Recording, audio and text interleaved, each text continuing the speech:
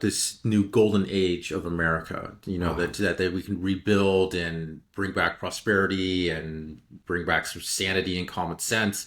Do you believe that this is possible, that we can have a golden age, or because we've talked about this before, the $36 trillion in debt, Yeah. but we do have a very unusual, unorthodox administration. Is it possible that they could go through and clean house, got a lot of the fat that's accumulated in the political system, and we can see a change? There's also talking about unleashing American energy, and all these things I think could be good for the U.S. and the world.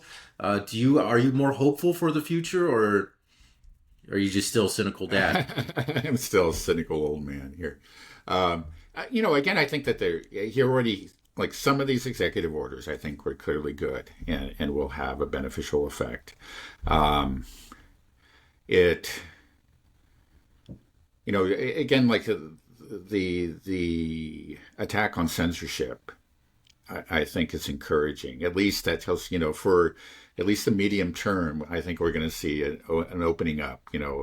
There was a sense that one had, especially during the Biden administration, that there's a sense of suffocation. There was, especially during that really began in the COVID years, but it just continued. There was this clearly an effort to really crack down on dissident speech. And there was even, I remember under Biden, he tried to create some sort of board of disinformation or something or whatever, and that was shot down. There was real resistance, and that's good. That's one area where we have actually a healthy dissent, and I think it does that frustration with all these efforts to censor speech is part of what brought Trump into office, and it looks like he's making good on that, and just opening up the political arena to a freer debate, to the online communities to a freer debate. I think that could only be good, and it's reason to give us hope.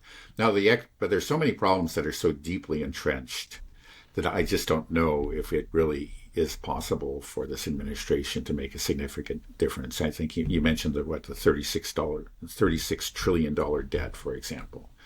I mean, that's going to be the solutions to that problem. I think are so painful as to be politically just impossible.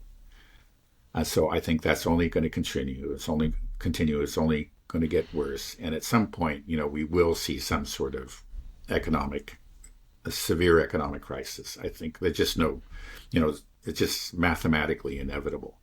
The big question, I guess, is whether it will happen during Trump's term or the next term. We'll see. Mm-hmm.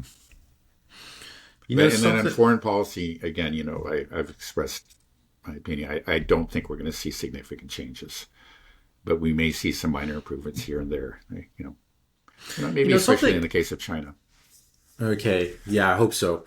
Something that I've wondered sometimes is that if you're the president, you're commander in chief of the entire armed forces, this is a $1 trillion war machine that hasn't been doing the United States any good. I don't see any credible argument that can be made that our war machine, our military-industrial complex has made the U.S. safer. On the contrary, it seems like it's done the opposite. Meanwhile, the U.S. infrastructure is in terrible shape. Our cities are bad. We don't have any high-speed rail. Our old rail is falling apart. Trains are falling off their tracks. Bridges are collapsing. We can't even protect ourselves from natural disasters. Fires and hurricanes are kicking our butt over here. If I was in charge, could you just say, okay, I got this $1 trillion army. Hey guys, let's start building roads and look inwards. Let's build build the wall if you want to do that to protect your borders. Let's build some high speed rail. Could you turn the your military into some civilian function? Because and you can make arguments that you can still be doing research, but you have a goal that you're working towards, and you can still work on development. And I don't know, need to drill a hole through a mountain. You use Yeah. some explosives. I don't know. Yeah, I don't Use an F-16. actually, right. I think there probably are legal barriers to doing that. I think you can actually have, of course, U.S. military defending the border. That's part of their duties, under the Constitution. But I don't think you can just have them building high-speed rail. I might be wrong. Maybe there's a way to do this, but I suspect that there are legal barriers.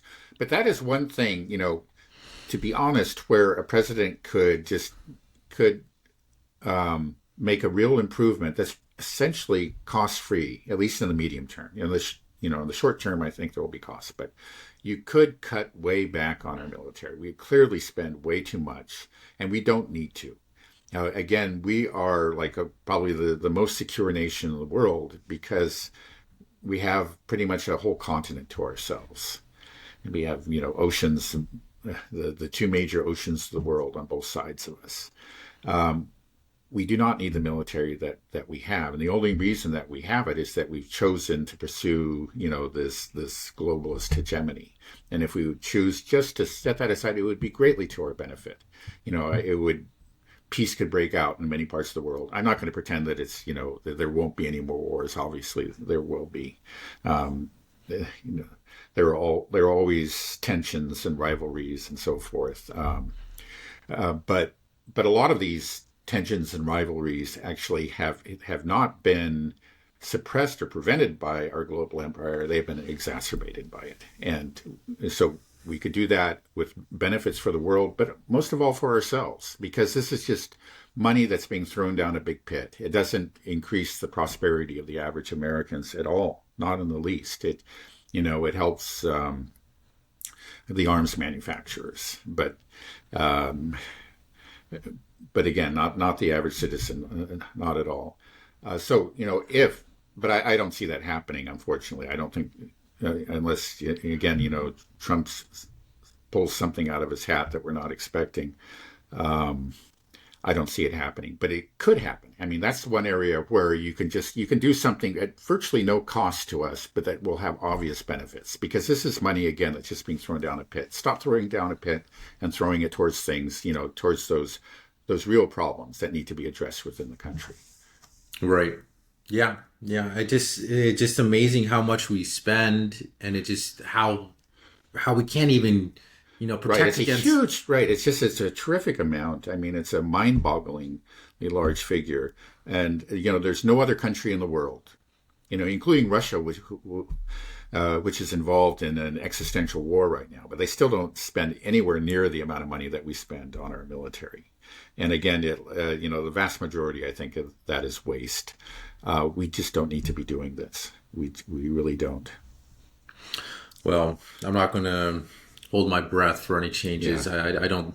It just seems very hard to cut military spending in the United States. It's hard to cut spending in general. You were expressing hope that maybe a lot of these agencies would be streamlined. We have the DOGE, the Department of Governmental Efficiency. Apparently Vivek has stepped out of that, but Musk is still a part of it.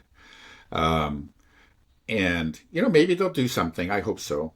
I think there's a chance. But there have been previous presidents who entered office with the same promise to cut back, and it's never happened. It's government spending has always increased. Even under those presidents like Reagan, who assured us that the opposite would happen.